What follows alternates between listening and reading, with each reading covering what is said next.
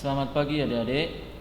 Salam sehat buat kita semua. Perkenalkan, nama Bapak Yosef Roberto Tomobolon. Bapak mengampu mata pelajaran Sejarah Indonesia. Untuk pertemuan pertama ini, Bapak belum menyampaikan materi kepada kalian, tapi Bapak ingin menyampaikan materi apa yang akan kita pelajari di semester ganjil ini. Untuk di semester ganjil ini ada 3 bab yang akan kita pelajari. Bab yang pertama itu adalah cara berpikir sejarah. Mungkin adik-adik baru mendengar apa sih maksud cara berpikir sejarah itu, bahwa sebelum itu kita harus tahu dulu apa itu sejarah.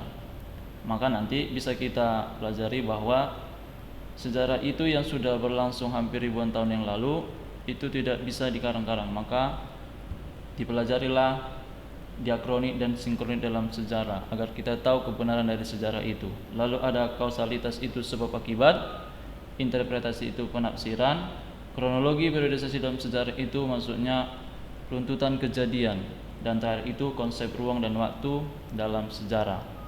Maka ketika kita sudah selesai mempelajari cara berpikir sejarah, kita masuk ke bab 2. Bab 2 itu adalah peradaban awal di Indonesia atau asal usul nenek moyang kita.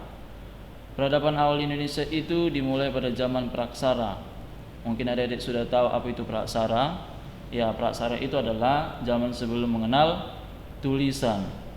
Lalu di bab 2 ini juga kita akan mempelajari jenis-jenis manusia purba, ras masyarakat Indonesia, perkembangannya, dan yang terakhir nanti peninggalan-peninggalan kebudayaan manusia purba di Indonesia seperti kapak loncong, kapak persegi, dan lain sebagainya. Lalu ketika kita sudah selesai membahas tentang peradaban awal di Indonesia, lalu bab terakhir itu adalah agama Hindu dan agama Buddha di Indonesia. Kita akan mempelajari bagaimana proses masuknya agama ini ke Indonesia. Apakah agama ini masuk melalui peperangan atau mereka masuk secara damai? Nanti kita bahas di bab 3. Lalu bagaimana perkembangan agama ini? Bagaimana interaksi agama ini ketika mereka sampai ke Indonesia? Bahwa agama ini dibawa oleh para pedagang.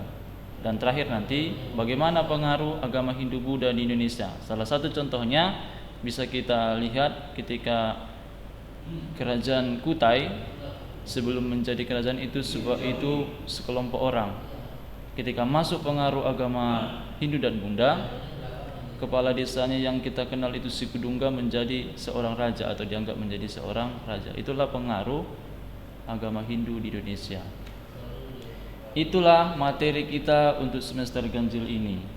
Bapak harap buat adik-adik semua, sebelum minggu depan Bapak memberi materi cara berpikir sejarah, adik-adik boleh duluan membaca dari buku atau boleh di-searching dari internet apa sih maksudnya cara berpikir sejarah, yaitu diakronik dan sinkronik.